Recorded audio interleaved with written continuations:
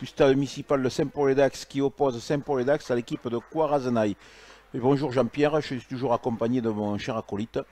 Et bonjour à toutes, bonjour à tous, bienvenue sur la magnifique pelouse du stade de Saint-Paul-et-Dax. Il fait un peu frais concernant le climat.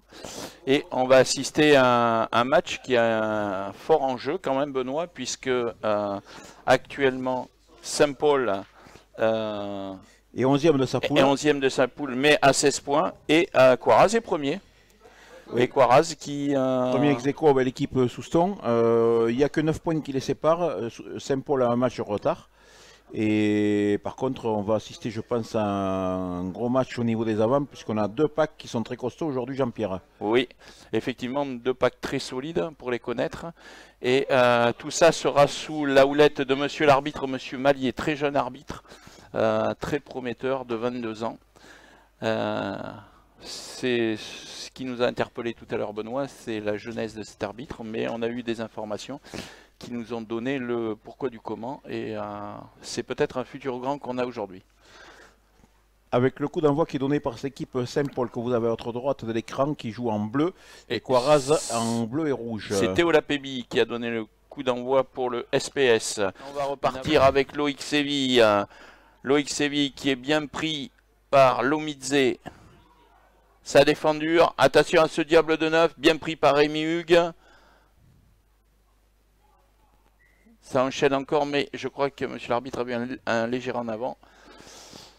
Allez, Bastien Darigrand pour les 3 premiers points et l'ouverture du score à la 5e minute.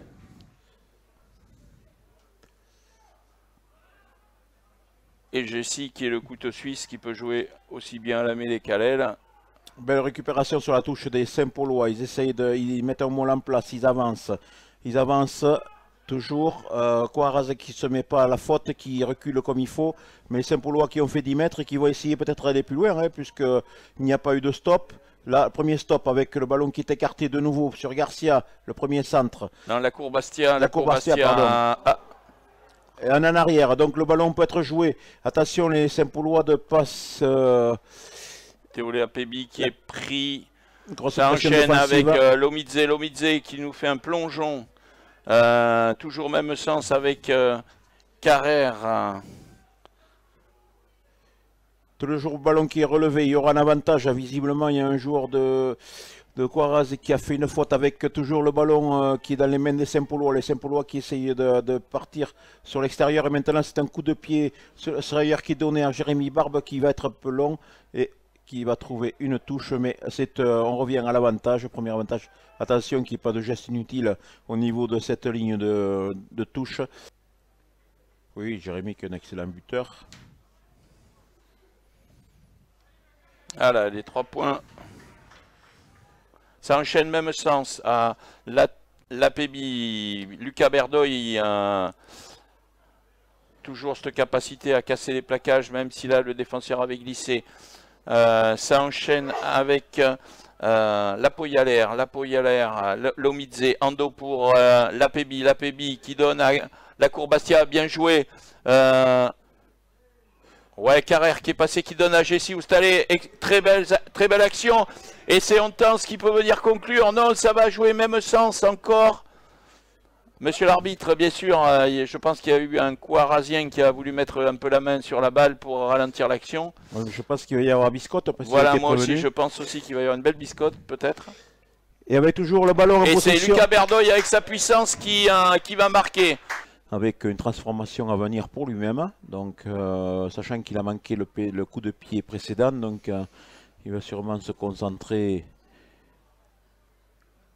Il s'est bien concentré, et cette transformation qui passe malgré la montée de l'ailier, le bleu doit sortir de là, et il ne gêne pas. Théo Lapébi avec peut-être un intérieur, comme il sait si bien le faire, les mains qui ont été mises sur le ballon, et le ballon qui est arraché.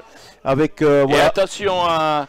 Le numéro 11, il pédale ce petit 11, c'est plutôt Pierre Ginesta. C'était une passe à l'avant, mais le ballon qui a été récupéré par les Bleus de Saint-Paul-et-Dax avec un nettoyage. Non, le ballon, l'arbitre estime qu'il y a le ballon qui a été tenu au sol. Avec le gaucher de service. beaucoup de pieds qui passent entre les poteaux et qui permet donc à cette équipe de Coiraz de se rapprocher et de monter à 6 points. Donc, mais le 8 a fait un arrêt de volée et il joue 8. Ah, ils veulent mettre du rythme. Je pense qu'il veut mettre du rythme. Il faut le faire tomber. Voilà, ça enchaîne avec Chivarik. Chivarik qui est arrivé plein fer mais qui a bien été pris par le Ontance et qui se fait pénaliser. Oui. On va laisser taper Jérémy. Non, tu peux en donner un peu plus. Hein. Match avancé en Pro D2, bien sûr. En Monde 2 d'effet à Brive avec, je ne sais pas si c'est l'effet. Et elle passe. Très belle pénalité de Jérémy Barbe. Avec une introduction. Puis moi, je suis dans la cahute, je suis en haut, je vois tout. Allez, la Pébi, Jessie qui est bienvenue, qui donne à Jérémy. Jérémy, il faut redresser si tu peux. Qui va voilà. Qui est mis au sol, le ballon qui est sorti. C'est bien nettoyé côté Saint-Paulois. Carrère qui se propose, c'est bien. Ça avance toujours, on est toujours dans l'avancée.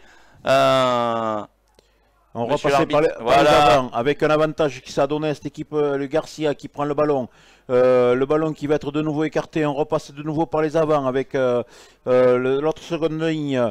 Après, ensuite, toujours les avants et Berdoy. Ça fait raille dur du côté de Coiraz. Le capitaine de nouveau, Garcia. Mais ils sont bien en place défensivement parce que... Oui. Allez, voilà, bien Théo. Théo, il faut donner en bout à...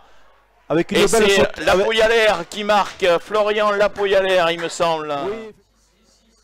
Apparemment, il y a un joueur qui a été un peu sonné là et qui a demandé à sortir. Ah, c'est important de préserver la santé des joueurs. Allez, on tente ce qui va... réceptionner ce ballon, bien encadré par Rémi Hugues. Et Saint-Paulois qui ont toujours... Allez, Lomidze qui essaye d'avancer. Et qui avance. On repasse par Rémi Hugues de nouveau. Attention, il faut avoir... Oui, il faut pas oublier de se connecter. L'inversion est pas mal. Et c'est la Courbastia qui va marquer. Il faut noter, Benoît, que Saint-Paul, même s'il est 11e, a un match de retard. S'ils réussissent à prendre les 5 points aujourd'hui, ils seront très vite dans le jeu. Oui, et effectivement, dans cette transformation qui n'a pas été réussie, on reste sur le score de 23-6 pour cette première période. Et nous, Saint-Paul mène devant cette équipe de Coiraz qui reçoivent aujourd'hui sur le score de 23-6 avec 3 essais de cette première période. Saint-Paul qui pour le moment est sur le bonus offensif. Oui, et puis quand on regarde le banc de Saint-Paul, on voit qu'il y a peut-être du solide qui va arriver entre Rémi Pasco, Jordan Dulon, Antoine Bonpan, Mika Seyss qui est déjà rentré. Avec un ballon qui est disputé dès ce coup de renvoi, c'était un temps en avant, mais c'est dans l'avant. Avec Garcia qui est pris. C'est le ballon. Un peu ancien, avec donc un lancé pour Coiraz, on est en somme à 5 mètres à la ligne d'un but de cette équipe de Saint-Paul. Saint-Paul qui se met en opposition, qui pousse, qui empêche cette équipe de Coiraz d'avancer. Est-ce qu'il va y avoir un premier stop annoncé? Non, ça avance toujours un peu, avec un Moll qui s'est décalé. Attention de ne pas faire tomber ce Moll, sinon il y aura sanction ultime et il y aura sûrement un carton. Avec donc le ballon qui va être donné, qui va être servi par Daigran de nouveau. On passe par les centres. De Coiraz, donc 12-13. Qui est bien pris, ils ont tenté, après la défense l'attaque était relativement facile à lire sur ce lancement de jeu derrière. Oui, je trouve qu'ils ont un peu de mal à construire derrière. Allez, Nathan. Et toujours Vignal, le troisième milieu centre, qui met toujours son équipe à l'avant avec un ballon qui est écarté sur l'aile, qui va peut-être être porté derrière la ligne. Est-ce que l'essai est aplati? Que dit monsieur l'arbitre? Il attend de voir que les joueurs se relèvent. Et qu'est-ce qu'il a annoncé? Essai.